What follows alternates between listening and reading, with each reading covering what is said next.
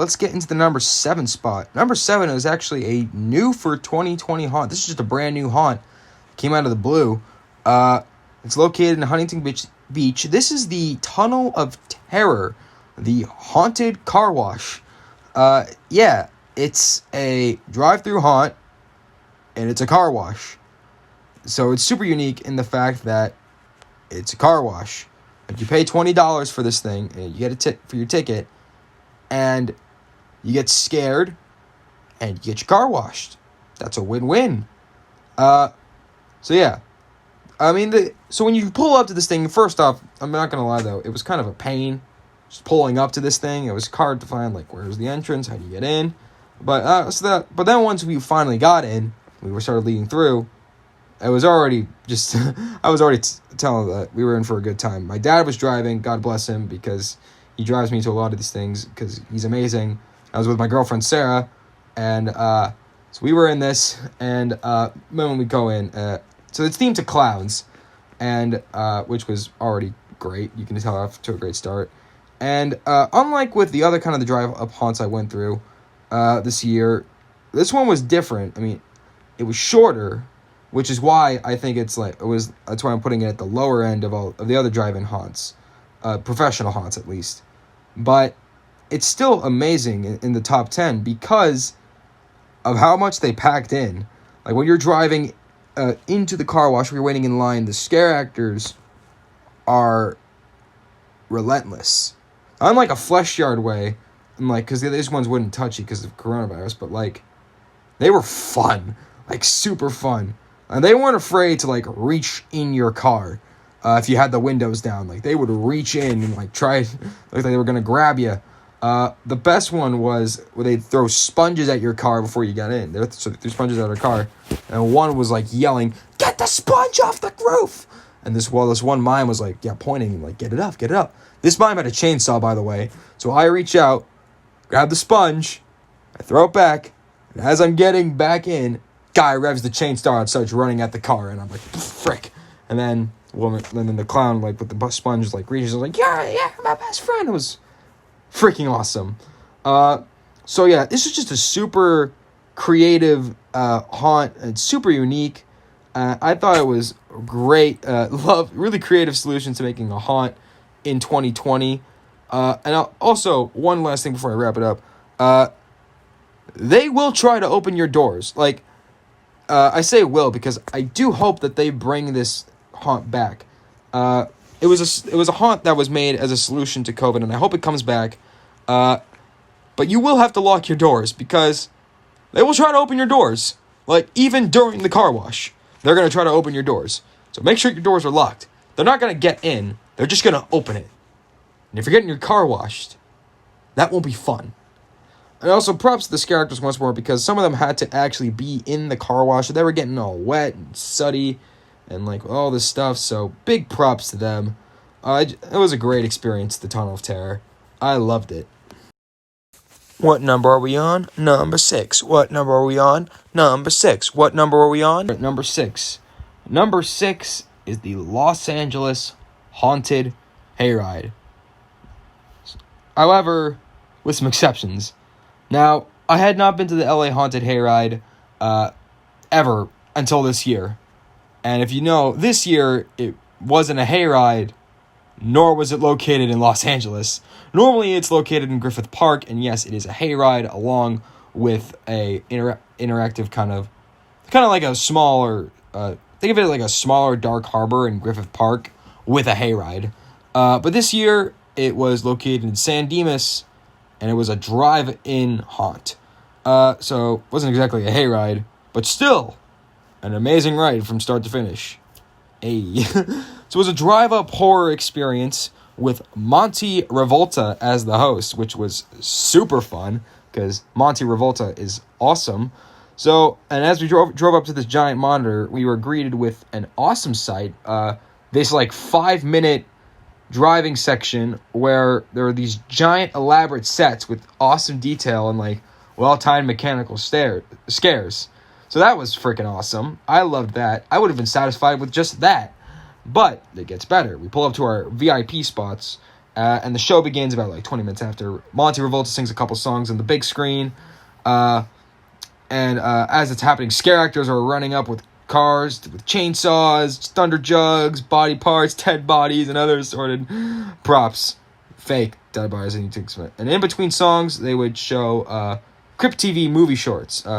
And while these things, while they were showing these, and if you know me, I love Crypt TV, scare actors who were themed to the shorts that were showing would scare you during the shorts, and that was awesome. Like, one had like a fake head and shoved it right in my window, and I didn't even see it.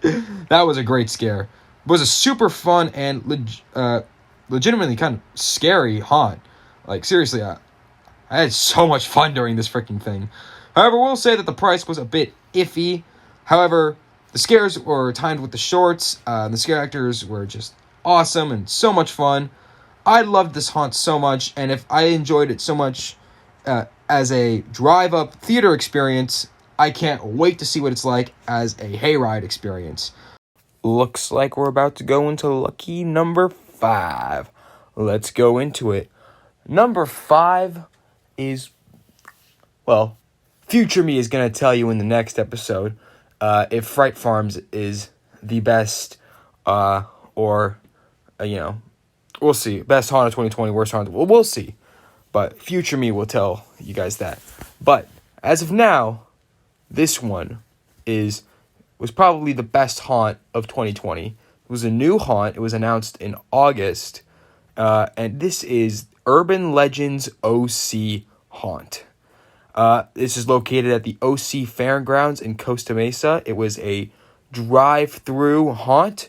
But it wasn't like a drive-through like the Tunnel of Terror or the Dead Last Drive-In or even the Los Angeles Haunted Hayride. Oh, no. This was like a drive-through maze, pretty much. You loaded up with your crew.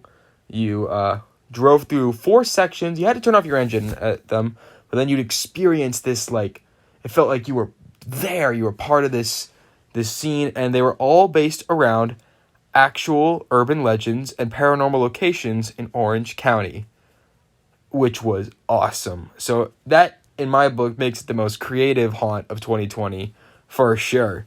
It was so cool. Everything was based on an original urban legend or paranormal or actual documented paranormal encounter. Those urban legends included Black Star Canyon, the abandoned OC Mines, Sasquatch, abandoned fairgrounds, and the infamous Bloody Mary. So the haunt began with a pre-show with scare actors reminding those to wear masks and roll their windows down. And these people were getting kind of flack because they looked like In-N-Out workers, and yeah, they do. But apparently they're cannibal In-N-Out workers. But we had a lot of fun with them. And then we went through the 4 sections. Those being the mines, the woods, an abandoned amusement park, and a Bloody Mary cult. And the mines were by far the best section that had the best scare actors. They got right up in our windows. One was crawling under the cars. Yeah, it was insane. Smacking chains against big old crates. Oh man, it was awesome. I know everything else, every other section was really cool. I loved the ending with the Bloody Mary cult. That was a super cool show.